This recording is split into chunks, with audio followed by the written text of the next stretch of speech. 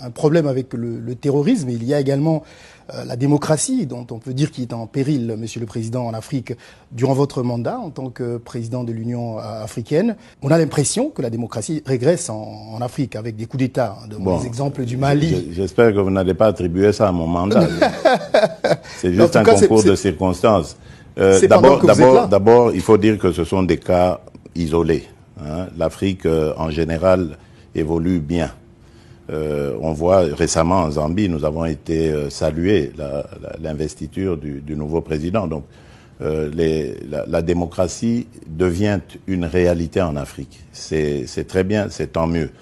Mais évidemment, il y a ces deux cas que vous évoquez qui sont malheureux. Tout à fait, je suis d'accord avec vous. Il y a eu une tentative de coup d'État au Soudan. Bien sûr. C'est pour ça que c'est à condamner absolument, parce que ça risque de devenir une habitude. Je l'ai dit à tous mes interlocuteurs, il ne faut pas avoir de la considération pour ce genre de choses. C'est vrai qu'il y a aussi un problème, il y a encore des problèmes de gouvernance en Afrique. C'est possible, on peut critiquer la gestion ci et là de tel ou tel autre dirigeant, c'est possible.